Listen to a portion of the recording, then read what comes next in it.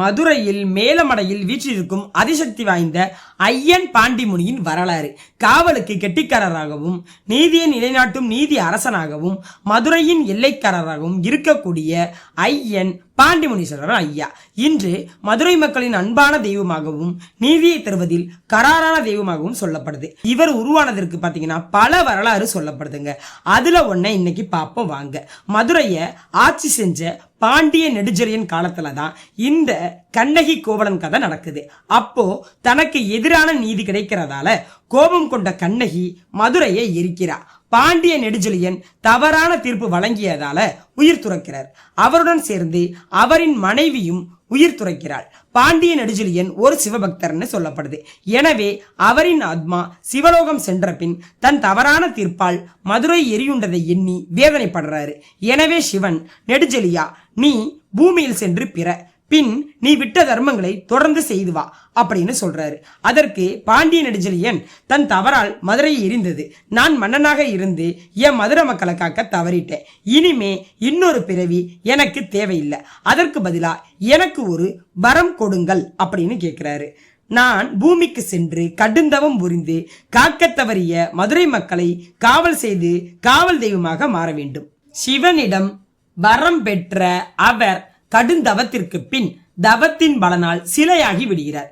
ஏற்பட்ட இயற்கை சீற்றங்களால் மண்ணுக்குள் புதையுண்டு போகிறார். வழிப்போக்கர்களாக வந்த கரூர் தம்பதிகள் பெரியசாமி வள்ளியம்மாள் அந்த வழியாக பயணம் மேற்கொள்றாங்க. இரவு நெருங்கி விட்டதால இந்த நேர பயணம் நமக்கு ரொம்ப ஆபத்தானது. எனவே இங்கே தங்கி இரவை கழித்து விட்டு காலையில நம்ம போவோம் அப்படின்னு பெரியசாமி வள்ளியம்மை கிட்ட சொல்றாரு. இரவு நடுநிசி கழிந்த பின்னர் வள்ளியம்மைக்கு ஒரு கனவு வருது.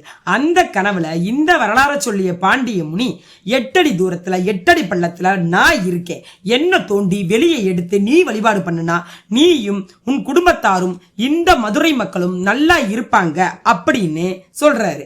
இதை கேட்டு பதறி எழுந்த வள்ளியம்மா தான் கனவுல வந்ததை கணவனிடம் சொல்கிறார்.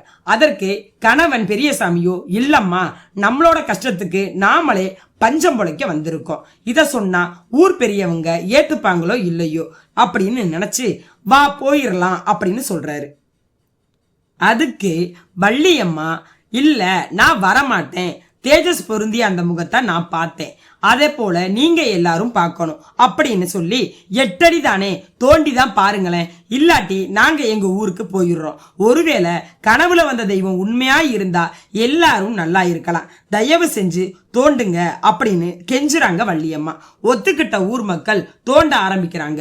உள்ளே இருந்து தேஜஸ் பொருந்திய முகத்துடன் பத்மாசனத்தில் அமர்ந்த திருக்கோலத்தில் ஐயன் பாண்டிய முனிய வெளியெடுக்கிறாங்க. மெய்சிலுக்கும் அந்த தெய்வத்தை கண்டதும் மக்கள் பூரிச்சு போறாங்க. இதற்கு நன்றி செலுத்தும் விதமா தான் இன்னைக்கும் வள்ளியம்மாள் குடும்பத்தை சார்ந்தவங்களால மட்டுமே இந்த பூஜைகள் நடத்தப்படுது. உண்மைக்கும் நேர்மைக்கும் குறிக்கும் வண்ணமான வெள்ளை நிற ஆடைகளை தான் பாண்டி முனிக்கு சூடப்படுது. இவர் சந்தனாபிஷேகத்தை ரொம்ப விரும்பி இருக்கிறதா சொல்லப்படுது.